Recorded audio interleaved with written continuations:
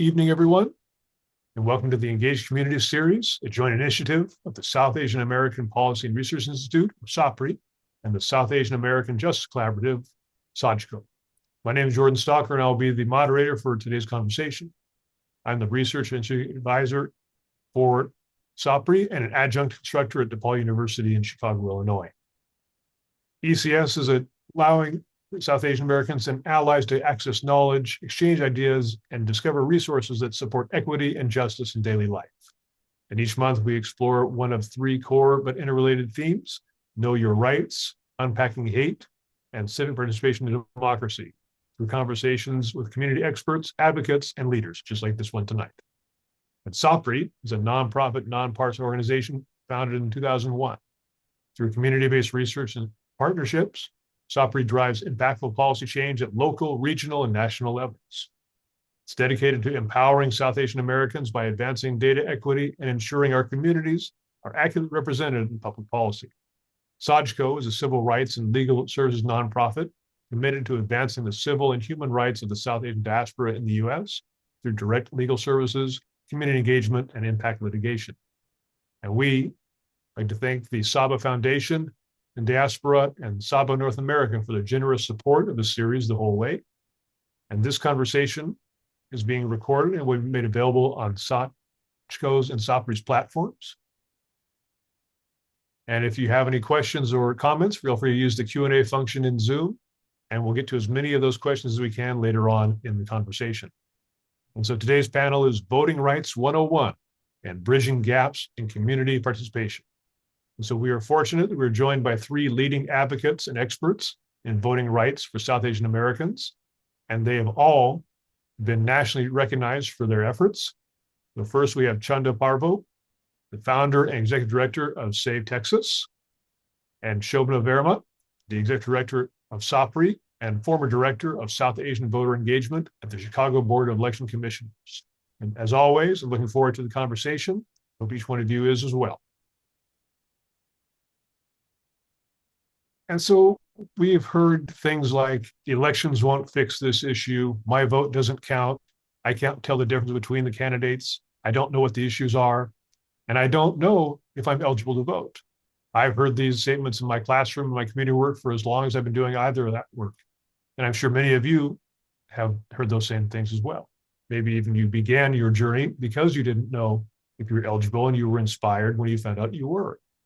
Or you are acting on behalf of others who may not be eligible. And we hope that today's conversation serves as a resource to come up with respectful, meaningful, and genuine responses to those kinds of statements. The 2026 midterm elections take place this fall, and primary and general election campaigns are in full swing all across the country. And having South Asian American representation on the ballot is one thing, as we do in many places across the country, from the federal, national, state level, local level. But the organizations represented on this panel are more concerned with the daily lives of everyday South Asian Americans. Unlike some previous panels, the work done by each of our guests is collaborative and complementary. Each of our panelists has expertise and experience working with voter and community engagement efforts in specific regions of the United States. But before we begin, I invite Shobhana to give us a little bit of Voting Rights 101. Sure. Thank you, Jordan. Glad to be a part of this conversation today. When we talk about voting rights, as a nonpartisan nonprofit, we've focused on voters' rights to vote, regardless of who they want to vote for, and whether we're speaking from an Illinois standpoint or national. One of the most important things that we need to clarify right away is whether you're eligible or not, and what does eligible voter even actually mean. You can vote if you are a U.S. citizen, if you are at least 18 by election day, a resident of your precinct for 30 days, and not currently in prison. And even if someone has had a felony conviction, their voting rights are restored after release. And this is a fact that many people don't realize here in Illinois. Two things that every voter should also know anywhere in the country is firstly, we need to know our rights. We need to know the status of our voter registration. Uh, in this world of misinformation and disinformation, we can't afford to rely on rumors. We do need to check in with our state election authorities or a trusted source of information. We also need to know what our options are. In Illinois, we have same-day voter registration. We have early voting, which actually started today, and no excuse mail voting, which is vote by mail ballots. Not every state does that. I wanted to clarify that. But speaking of voting rights and recent concerns around suppression, I also wanted to share that suppression doesn't always look very dramatic. It doesn't have to be very dramatic. Sometimes it's very subtle. It can even manifest in the form of confusion, language barriers, sometimes long lines at the polling places, or strict ID laws. So as part of this inclusive democracy, it needs to be practical. It needs to be clear to the voters in terms of who can even vote, how can they vote, and when can they vote, and what do you need to bring to the polling place if you're coming to vote. So some of the examples, I'm sure Chanda has a few too, but I can share one when we talk about the subtlety of some of these challenges. It's like in Chicago, after the 2020 census and the 2022 redistricting, the number of precincts dropped from 2,069 to a little around 1,300, which is like a 38% reduction. And this consolidation diluted the voter concentrations and reduced the number of precincts that met the language access thresholds. In other words, there were fewer precincts, which meant fewer sites providing language access at the polls, and all of this while the community continued to grow. So SAAPRI spent months studying the challenges faced by voters, especially the LEP voters, which is limited English proficient voters, especially around access to language support at the polls. And our research highlights the gaps in coverage and uneven resource distribution. So we'll be releasing a full report in the coming days, but I definitely wanted to share that some of these recommendations that we're making will help ensure that this is an equitable process and access. So I do want to note, though, when we do have challenges such as limited English proficient voters not being able to access language assistance at the polls, there is Section 208 of the Voting Rights Act, where voters with limited English proficiency can actually bring someone to the polling place and receive assistance from a person of their choice. I think there are several options. We just need to be aware of that and do some prep ahead of time. Thank you so much. Chanda, anything else? Voting Rights 101 that we should make sure people are aware of? No, thank you for all of that information, Shobhana. And I think I just wanted to highlight some specific things targeted specifically for the South Asian community. In Texas, the AAPI, the South Asian community is half of the AAPI voters in Texas. There are 740,000 AAPI voters. We're 325,000. And when it comes to language access, you have to meet a minimum barrier to acknowledge that we have language need for a particular language. And we have 13 different languages. And so it is hard to pinpoint how to advocate for that language access. And so one of the projects we're working on is at least to allow printed ballots, but that's something that's kind of unique for our community. We currently do have Vietnamese in some of the counties across Texas. We have 200 and something counties in Texas. So some of the counties do have Vietnamese, but we have a long way to go. And I really appreciate all the research you're doing, because that actually helps to identify the issues that, are specific to the South Asian community. So thanks for bringing those up. Yeah.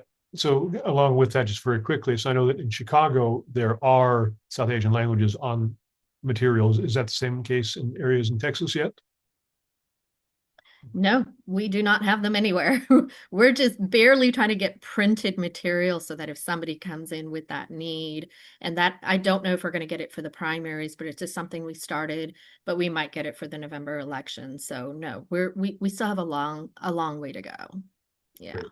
I'm jealous. I'm jealous that you have same-day voting, voter registration, jealous that you have mail-in ballots, but these are, sometimes it's, you don't know what you have until you don't know what you don't have until you hear it. So, yeah, we've got some different challenges.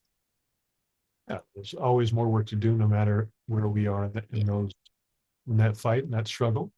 But before we begin talking about bridging gaps and community engagement and what our community needs, has had successes, I want to kind of go more personal. So could each of you kind of explain how you got involved in this campaign as a voting engagement, voting rights activist, and how quickly, once you started thinking about voter engagement, how quickly were you able to focus on South Asian Americans in particular? Maybe Chanda, we can start with you. You're muted, sorry. Sorry about that.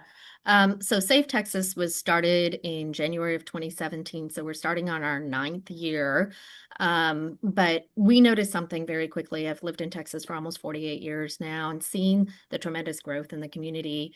But we decided in 2017 that a group of 5 moms decided we needed to do something.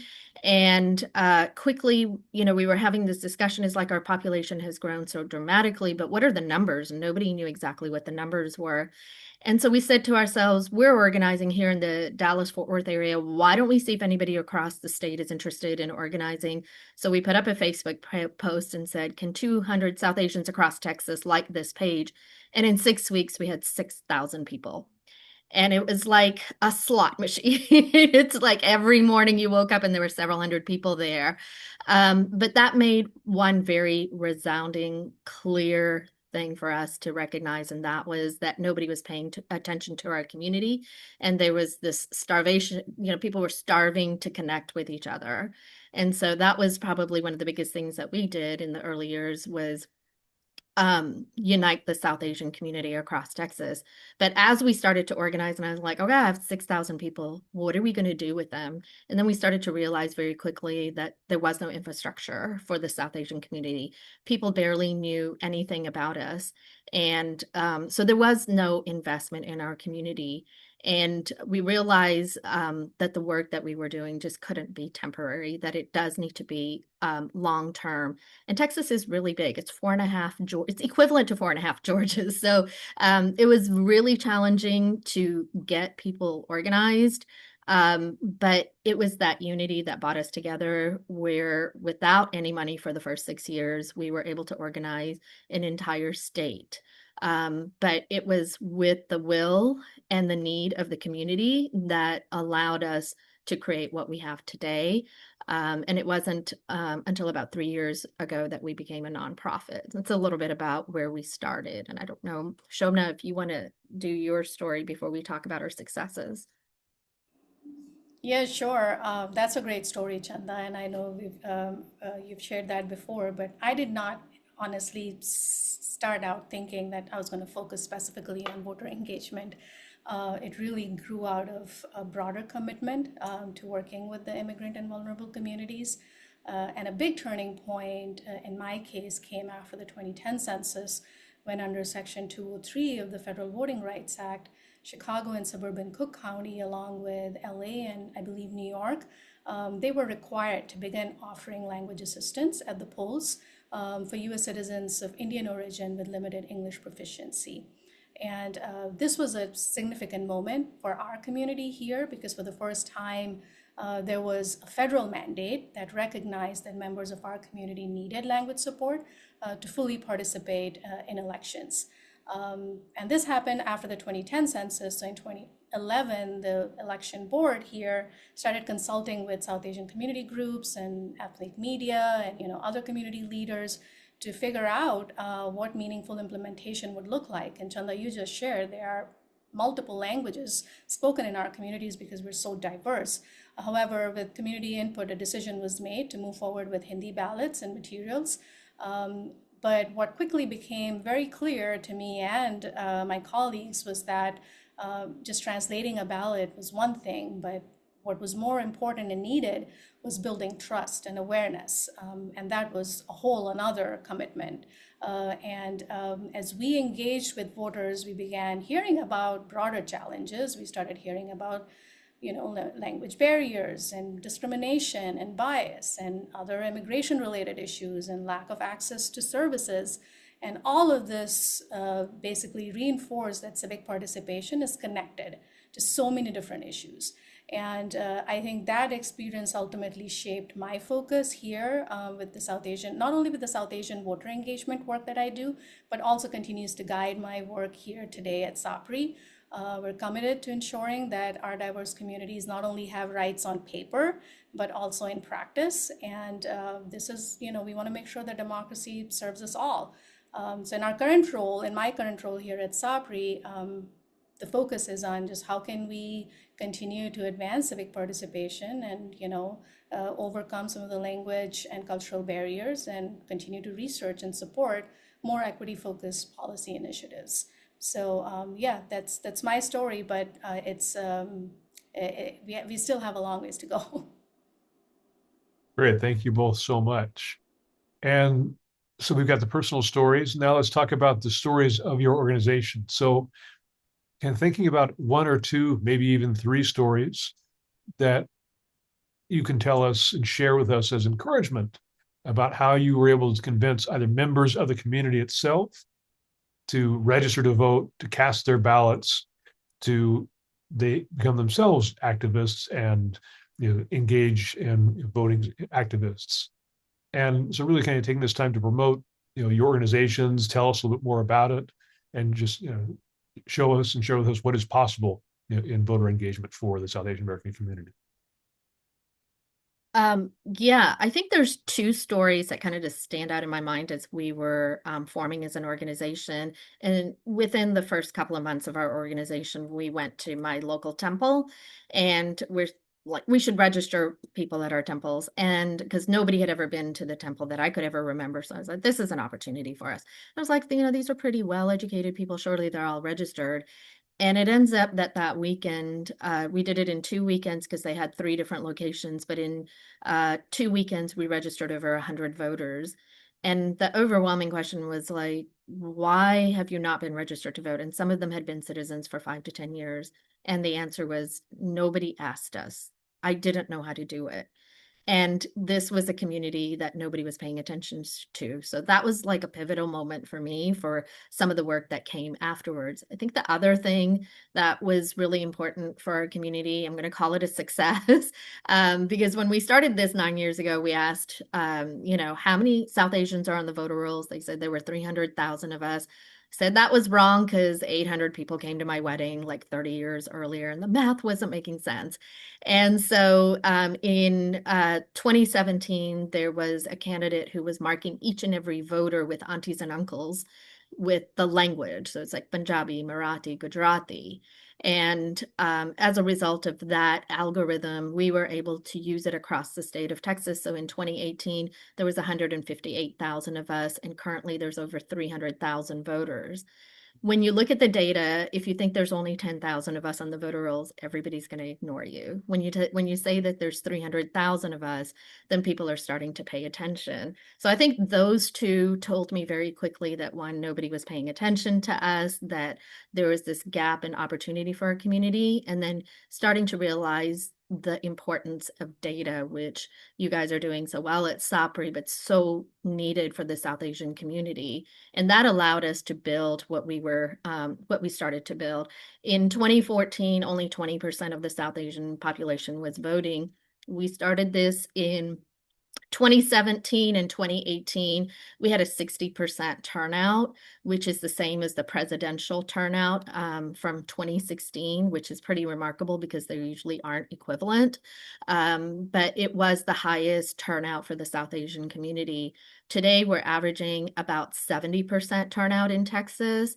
And in most cases, we're 2 to 3 points above the state average. The state average for the 2024 election was right at 66%. And we came in at 70%.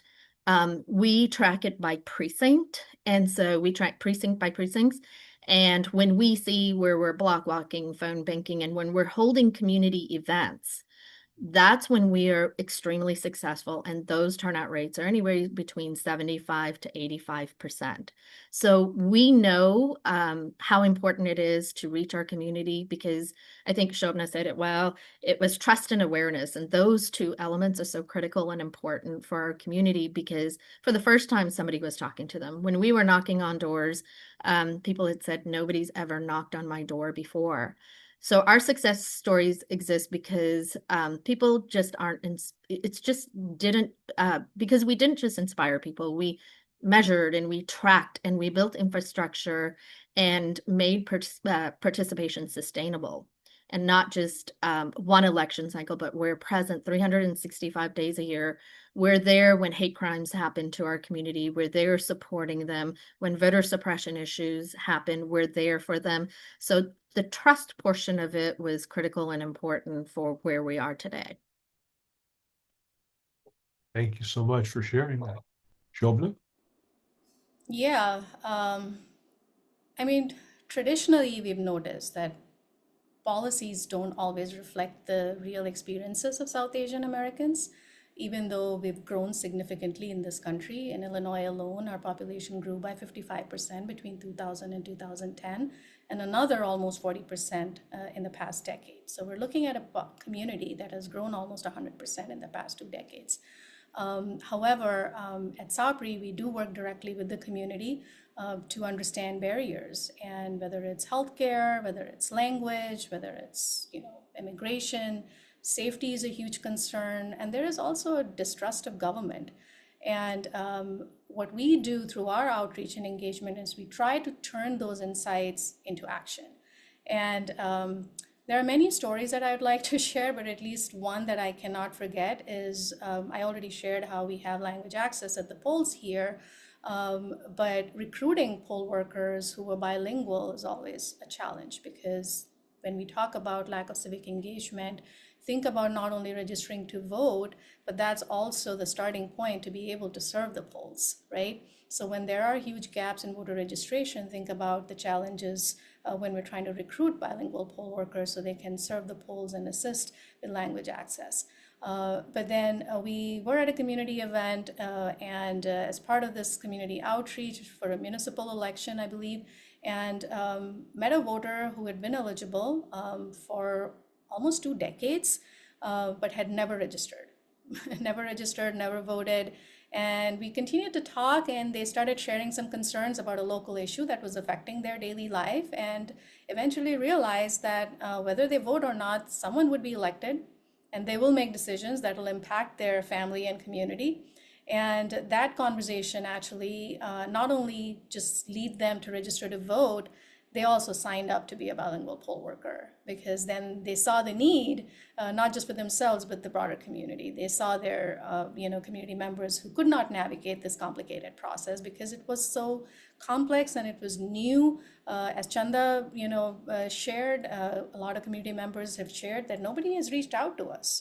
We don't even know that we can be a part of this process. So I think this representation, language access, outreach, and engagement, this is all necessary, because then people feel like they can be a part of this complicated process.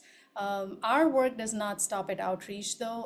In 2023, we did release a very comprehensive profile of South Asian Americans in Illinois. Our report is called Making Data Count, and it's available on our website.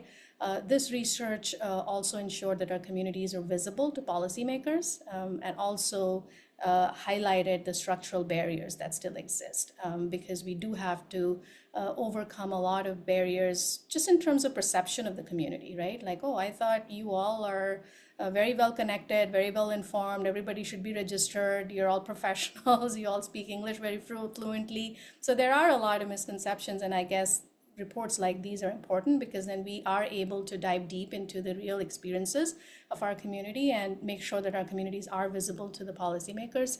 And also we understand what the barriers are. In 2025, then we also spent a lot of time, several months, working on another research project called Closing the Gap, which focuses on advancing language access in our evolving electoral landscape. And this actually builds off of another research project that we did in 2024, where we talked to, not only voters, but also poll watchers. And as a poll watcher, we had our own experiences. We talked to voters, we talked to poll workers, and we looked at the impact that some of these policies have on our communities. I think I touched upon this earlier already, that when the 2022 redistricting happened, we saw a reduction of 38% precincts in Chicago. And that reduced access to in-language support for our LEP voters. And when we decided we had to dive deep into it and work on a deep analysis, we identified that there were precincts where South Asian LEP voters lived, and yet they weren't being served. So I think these actionable insights are also important. We are actively advocating on behalf of our community. And when people say, why do you need to worry about this? We also have over 300,000 South Asians in Illinois, and we are 2.6% of the total population of our state. So I think it's important for us not just to focus on direct voter engagement, but also continue to research and advocate for policies that can keep our communities then informed and engaged. Great. Thank you both so much. And I think because we, can't really separate, the successes from some of the struggles, but I want to kind of spend a little bit of time with the question of the idea of voting and engagement and electoral politics, and the idea that if every vote counts as one vote, how have you or how would you address skepticism about focusing specifically on South Asian Americans and their voter preferences and their challenges and issues? And with that, did you get any pushback from either government or offices or agencies or even members of the community itself about the work that you were doing? Again, why was there too much attention on this one group, again, for whichever reasons? So Chanda, maybe you can start us off. We didn't have any skepticism because I'm still convinced enough people don't know enough about us. So I've never received any kind of skepticism for the work that we're doing. Texas is a very large state, and I still feel like we're under the radar, which, goes back to the original premise of our work. It wasn't really always about turnout, but it was about misunderstanding and invisibility. And that's what I saw as a resident of this state for so long. I just knew that we were growing and that nobody knew anything about us. But as I mentioned, when we started this 9 years ago, we were talking to candidates and talking to them about the issues that were important to us, said immigration was important to us. And all of a sudden I'm hearing about migrant workers. And I was like, well, it's not about that. And having to educate people over time that no, it's about employment-based visas. It's about green card backlogs, high-skilled immigration, family reunification. And so really educating people that were running for office or even elected officials about who we are. I remember like very early on, we would host candidates and we would ask as an icebreaker, and we figured that they would do their homework before they came. What is your favorite South Asian food? And they would talk about a Thai food that they were interested in. We just knew that there was a lot of work coming out, and it wasn't offensive, but it was revealing to our organization that we had a lot of work ahead of us. And just fast forward to where we are currently. I know in 2025, there was a lot of Zooms we were on for the executive orders, and we were talking about know your rights. And what I noticed again is that there were many South Asian languages that were not present. And I think SAAPRI and SAVE have both had to translate our own know your rights cards to make it accessible to our community. But also we felt like there were other issues that were not being talked about on those Zooms. And it was because we had a large H-1B visa population. 70% of H-1B visas do come from our community. So we didn't see a lot of conversations around that. We had a lot of student issues as well. And we had a lot of professor issues, and those issues really weren't happening on those Zooms. And so once again, we just kind of knew that we were an afterthought. It's not just underrepresentation, but it's a missed opportunity for democracy, for policy, and for Texas. And that's one of the reasons that we do organize. But looking a little bit deeper into Texas, we are we contribute enormously to the Texas economy. We make up 22% of healthcare workers. And when you're looking at something like that, and we are in Texas reducing the number of vaccines children need to have, this is very alarming for our community because we have such a large workforce that are in the healthcare. We also have the largest number. I think we also have a measles outbreak that is very concerning. But these are really, this is a voice we are working really hard to advocate for the healthcare workers in our community, to elected officials on issues like this. We are 5% of small businesses, and recently our governor took away a lot of DEI contracts, and that is impacting our community tremendously. A large portion of our community are from this are STEM students at universities and doing researchers. As I mentioned, 70% of our community are H-1B visas. And a lot of people don't know this, but a lot of our rural hospital workers or doctors are H-1B visa holders, and this has impacted rural access to healthcare in a major way. We are also one of the largest homeowners in the state of Texas, and that's important because we don't pay income tax. We pay property taxes. And so we are feeding the economy, having a large portion of paying the property taxes. I just want to kind of give you an example. The question is like, why focus on the South Asian community is because we have a little bit of political power, and it's not always being recognized because the data is not there. And I can give you a commissioner seat that's here in the Dallas area. That seat was won by 11,000 votes. And in that district, we had 15,000 South Asian voters. And out of the communities that came out to vote, we came out at 70%. So the question is, why should we pay attention to the South Asian community? Because once we start organizing them, that we can really get a powerful punch to get a lot of voters out to vote. And we've been very successful in the work that we're doing. And so it should be an important voting block that nobody should dismiss. Great. And Shobhana, how does SAAPRI factor into this conversation? Yeah, no, great stats there because we are actually here in Illinois also one of the largest, not only the fastest growing, but also the largest ethnic subgroup amongst Asian Americans here. So when we talk about, if the question is, why should every vote count? I think, yeah, every vote counts, but then what we need to ask is, whose votes are we unintentionally leaving out? If we're asking that question, I think that's where we fall. In Illinois, we don't collect racial data in voter registration, so we don't have those concrete numbers, but that's something we're trying to bridge the gap here. But we can look at the overall population data. If we live in a state which has over 12 million, almost roughly 13 million people, and 8 million of those are registered voters, that does leave many eligible voters not registered.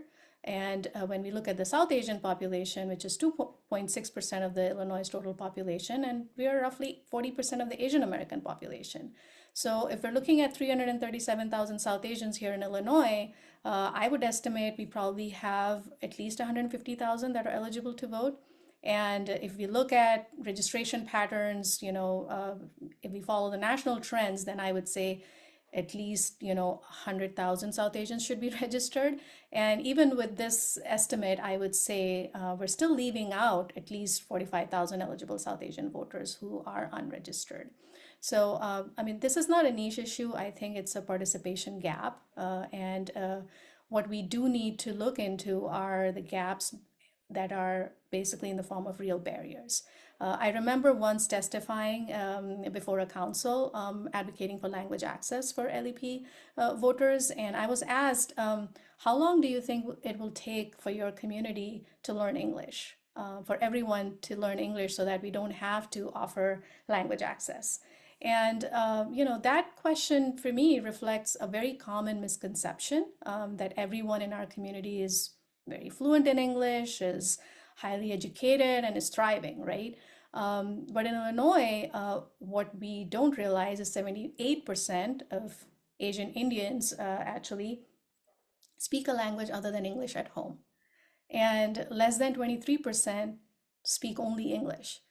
And about 14% of South Asians have had either little or no schooling. And when we look at the poverty level, we also know that there are significant gaps in several subgroups, but we're looking at 23% of the Bangladeshi population, or 21% amongst the Nepalese population, and 14% amongst the Pakistani population. And these numbers matter, right? When we talk about barriers, when we talk about access, when we talk about education and economic vulnerability, I think all of these intersect and they impact civic participation. So focusing on South Asian voter engagement, it's not about any special treatment, which I know I've heard that too. And it hurts because it's about closing some of these structural gaps.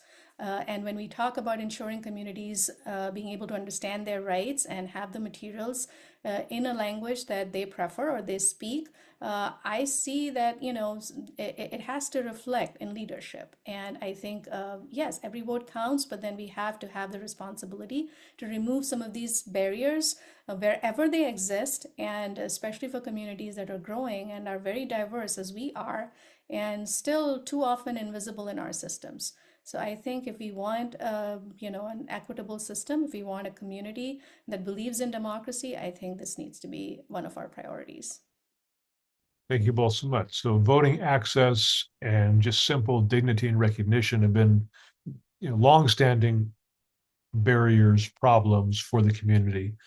Has there been an issue or two that's come up more recently or more come to a head in the last 2 years or so, than maybe in the past? Something specific. Shobhana, you want to start off? Sure. I think I can think of a couple. Maybe there are many, but at least some of the more recent ones. Again, because we're so rooted in the community, what we've heard more recently, safety is number one. I think the hate incidents and bias, they're not new to our community, but we also feel that they're more visible and are way more personal right now because the way our community members are being targeted. We've seen tensions rise, not only through some of the global conflicts that also impact the political rhetoric and trickles down locally. But what we're hearing from families is that they're feeling a lot more vulnerable. Parents are wondering, like, how am I supposed to even talk to my kids about bias, right? Kids who were born here. There are small business owners who are worried about harassment. Business owners, their employees have been targeted by their own patrons, right, and been asked to go back to where they came from. So when we talk about, our community's concerns, people still don't know how to when they're being targeted, they still don't know how to report a hate incident or what their rights are. Chanda just mentioned, like, we had to translate Know Your Rights cards in our own languages because we work in the community and we know where the gaps are, and we don't necessarily have resources that are targeted towards our communities. So this gap is really real. And secondly, there's, I think, a huge immigration anxiety right now. Even families who've been here for decades are feeling very uncertain at the moment. There are, issues that we've heard for a long time. We would talk about visa backlogs and, policy shifts and a lot of misinformation that also hurts our communities just because not only there's anxiety, but there is also lack of, accurate information. I mean, naturalized citizens or South Asians who were born here, they are worried about themselves. They're worried about their relatives who are abroad, who are traveling. There are people who are feeling unsafe about their status. What's the future of our families here? When we talk about civic participation, some of that, these concerns often take a back seat, but I think they matter. This past year, we also saw some of the impact of targeted tariffs. I know SAAPRI is trying to do some research on that as well, but we know that South Asian small business owners, whether it's a grocery store owner, they're importing materials, or they're restaurant suppliers, they're all feeling squeezed, and the costs have gone up. And this is not only hurting the business owners, I think consumers are also seeing these prices spike on their everyday staples, and it's all becoming, very tangible, very local, and underneath all of this is a growing realization that, I guess, representation matters. We've talked about a not so engaged community for several years, but I think people are coming to this realization that representation matters. These decisions are being made far, far away, but they do have real consequences here at home. So I think I'm unfortunate, but I'm also kind of glad that these conversations are getting louder. And that's exactly why I think civic education and engagement is so critical at the moment. Yeah, I'm gonna just bounce off, agree with everything that you said, Shobna, because we're feeling the same thing. A little bit about Texas is once upon a time the KKK was in rural Texas. They were in Vidor, Texas, Beaumont, Texas, Bonham, Texas. We call them sundowner towns. That's where they were. They are no longer there. They are now in the same place as our community is. So Collin County is currently the fastest growing population, fastest growing area in the state of Texas. And we, as South Asians, are in the forefront of that growth that's happening. And currently, we have the highest concentration of hate groups in the same county. And so we're feeling it directly. And you can kind of see the nuances between, we are a statewide organization. When you see something like the Houston area, you can see a lot of South Asian electeds within our community.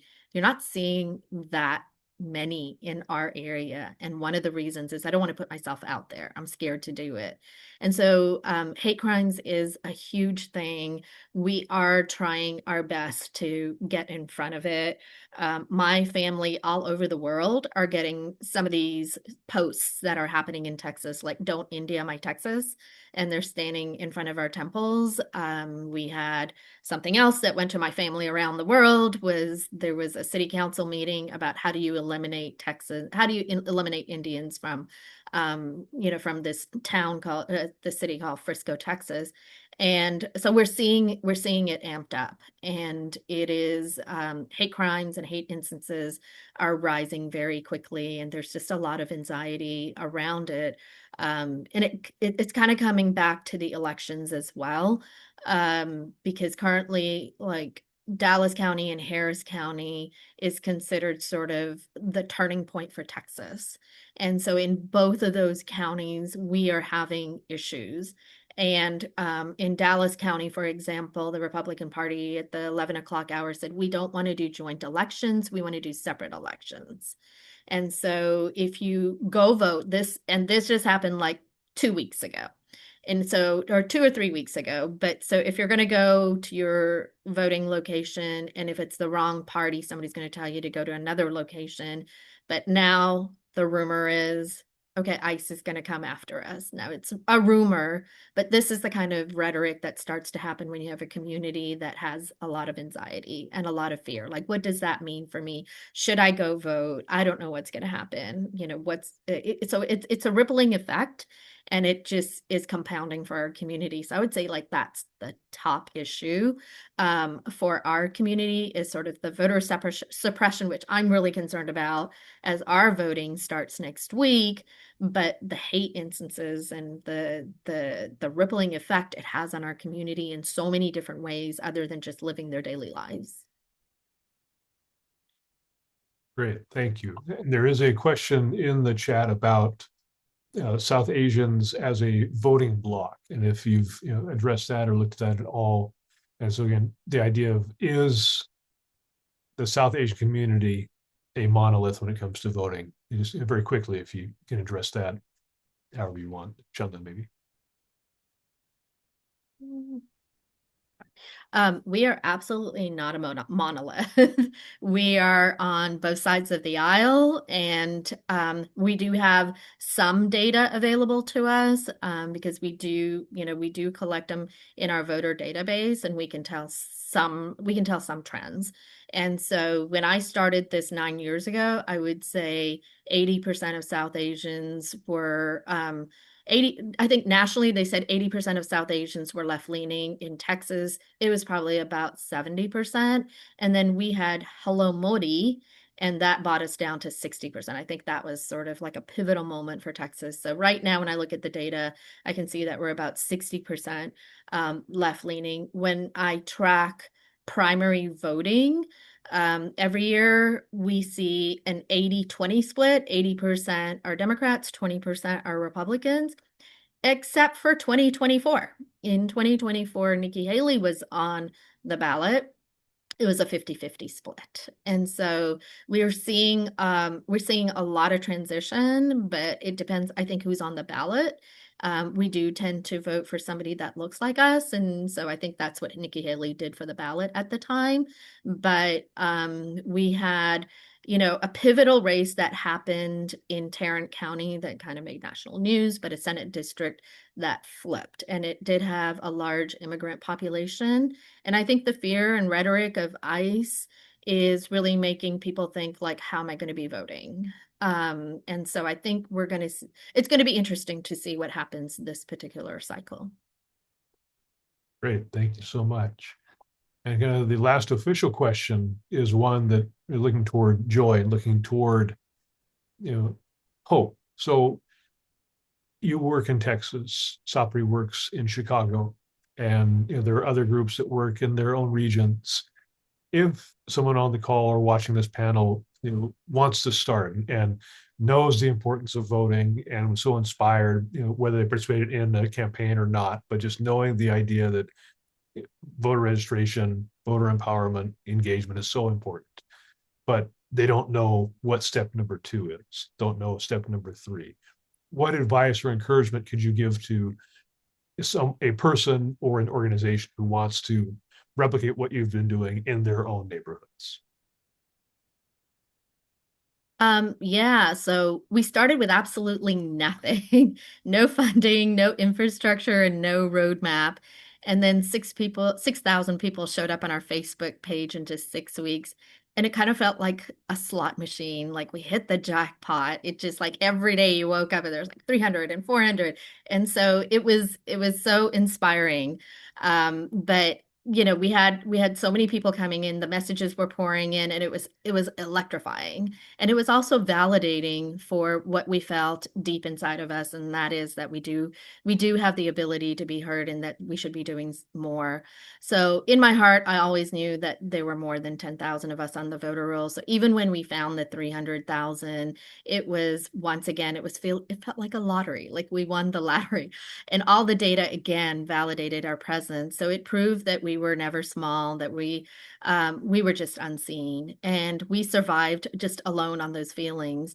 So the energy of those 6,000 members across Texas all felt the same thing of being seen, being heard, and being empowered. And yes, it's still a battle for us in Texas because it is so incredibly big, but we're still fighting for a space on the table. We aren't always invited, but we're starting to build a chair at the table sometimes when we're not asked to be on the table, but that's the work that we're doing. But now we know that it is possible, and we're building towards the next lottery, not just luck, but a collective power. Great, thank you. Shobhana, please. Yeah, no, that's a great question because when you're organizing in a community that's fast growing and underrepresented and not historically engaged, sometimes it can just feel like we're building a plane while flying it. I think for us, yeah, we don't have a neat roadmap either, but we do have relationships. There are instincts, and there's a lot of listening. So I think for anyone who's looking to, connect with the community and focus on engagement, there is no perfect recipe. Unfortunately, I wish there was because that would make our lives much easier too. But here's what we continue to practice. Like we start with trust. The focus is not turnout when you start. So I think trust is important.